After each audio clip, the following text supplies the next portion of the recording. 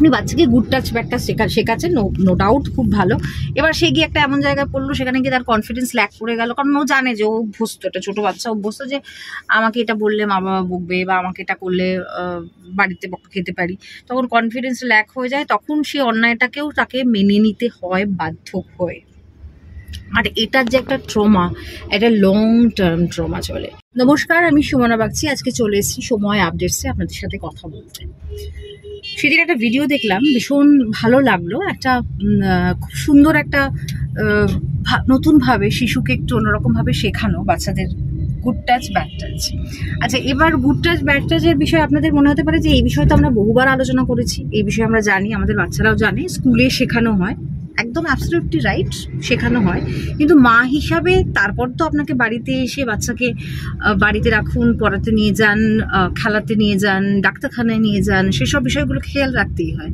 তো সেখানে good touch bad টাচের বিষয়টা একটু অন্যরকমভাবে শেখাতে হবে। এবং মনে রাখবেন, বাচ্চাদের ভয় পাইয়ে অনেক কিছুই করানো যায়, যেটা একটা সমস্যার বিষয়। জাস্ট কিছুদিন আগে একটা ঘটনা দেখলাম, যেখানে একটা বাচ্চাকে ডাক্তার দেখাচ্ছেন এবং তাকে ব্যাড টাচ করছেন এবং বাচ্চাকে ভয় দেখানো হচ্ছে, যদি কিছু বলে দেওয়া হয় তাহলে ইনজেকশন দেওয়া হবে। তো এই বিষয়গুলো, এগুলো দেখুন, অনেক সময় ধরুন ডাক্তার ভেতরে নিয়ে গেছে, আপনি থাকলেন না, সেক্ষেত্রে কি হবে বা কি সিচুয়েশন ক্রিয়েট হবে, উই ডু নট নো। একটা কথা শেখাতে হবে, আমার সবসময় মনে হয় বাচ্চাদের এই গুড টাচ ব্যাড টাচের মধ্যে বিভিন্ন রকম জায়গায় বিভিন্নভাবে নিজেকে স্ট্রং রেখে বা বিষয়টাকে না বলার একটা জায়গা তৈরি করতে হবে। মানে বাচ্চা মানে তুমি যে একেবারে ছোট্ট শিশু এবং তুমি কিছু বলতে পারবে না বা তোমার হ্যানাটাকে আমরা গুরুত্ব দেব না, সেটা কিন্তু বাড়ি থেকে শুরু করতে হয়। সমস্যাটা কি হয় বলুন তো, বাড়িতে বাচ্চাদেরকে আমরা চাপিয়ে দিই, এটা করতে হবে, এটা বলতে হবে, এটা না করলে হবে না, ফলে ওদের না কনফিডেন্সটা হারিয়ে যায় যে কোথায় হ্যাঁ বলতে হবে, কোথায় না বলতে হবে। বিষয়টা হচ্ছে যে ওদেরকে এটা শেখান, এই কনফিডেন্সটা তৈরি করুন, তারপর তো ব্যাড টাচ গুড টাচ, যে তোমার কথার গুরুত্ব আছে। এই কনফিডেন্সটা বাচ্চাদের মধ্যে থাকে না বলেই সমস্যা হয়। তোমার কনফিডেন্স দরকারি, ইম্পর্টেন্ট। স্কুলেও তোমার বন্ধুদের সাথে হয়তো হতে পারে যে কিছু খেলা হচ্ছে, সেখানে আমি খেলবো না, না বলাটা জোর করে শেখাতে হবে।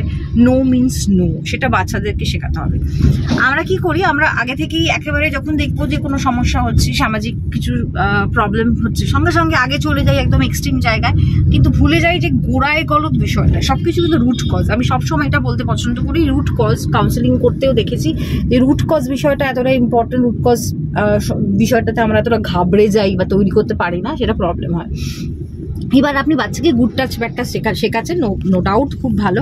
এবার সে গিয়ে একটা এমন জায়গায় পড়লো, সেখানে গিয়ে তার কনফিডেন্স ল্যাক করে গেল, কারণ ও জানে যে ও অভ্যস্ত, একটা ছোটো বাচ্চা অভ্যস্ত যে আমাকে এটা বললে মা বাবা বকবে বা আমাকে এটা করলে বাড়িতে বকা খেতে পারি। তখন কনফিডেন্স ল্যাক হয়ে যায়, তখন সে অন্যায়টাকেও তাকে মেনে নিতে হয় বাধ্য হয়ে। আর এটার যে একটা ট্রমা, একটা লং টার্ম ট্রমা চলে। এই ট্রমা আপনারা ভাবতে পারবেন না, বড় হয়ে তাদের বিহেভিয়ার চেঞ্জ হতে পারে। ধরুন কেউ পরিবারে তাকে ব্যাড টাচ করেছে এবং তাকে আপনি মাথায় তুলে রাখছেন, কিছু করার নেই, পরিবারের লোক বলে এইরকম ভাবনা চিন্তা বা এরকম ভাবনার পোষণ আপনারা করেন। কিন্তু তারপরে কি দেখছেন যে সেই মানুষটা যখন আস্তে আস্তে করে পরিবারে আসে, তখন মেয়েটি কিন্তু দূরত্বে চলে যাচ্ছে, আপনাদের কাছ থেকেই, মনের কাছ থেকে দূরত্বে চলে যাবে যে তোমরা আমায় সাপোর্ট করোনি। ছোটোবেলায় বলতে হয়তো বলেছিল, কিন্তু আপনারা সাপোর্ট করতে পারেননি বাড়ির লোক বলে। এই বিষয়গুলো মানে গুড টাচ ব্যাড টাচের সময় এইটাও বলতে হবে, বোঝাতে হবে। যেমন দেখাচ্ছেন আপনি যে এখানে হাত দিলে that is call bad touch, এখানে হলে গুড টাচ, ভুলে যাচ্ছেন। আপনারা কিন্তু একটা কথা বলছি, বিং এ সাইকোলজিস্ট, মানুষের ডিজায়ার ভাবনা খুব আলাদা। এখানটা আমরা হয়তো ব্যাড টাচ জাস্ট শিখিয়ে দিলাম যে এটা গুড টাচ, এটা ব্যাড টাচ না, কিন্তু অনেকে এরম করে করতে পারে। তাহলে সেটা কি করবে ভেবে দেখেছেন কি কোনো দিনও? এইগুলো ভাবুন। টাচ মানে আমার কনসেন্ট্রাল টাচ মানেই সেটা আমার কাছে বাজে, এটা বোঝাতে হবে। এখন ছোট বাচ্চাদেরকে আমরা এরম করে দিচ্ছি, আদর করছি, করছি, সেটাকে নিয়ে আমরা অত বেশি ভাবি না।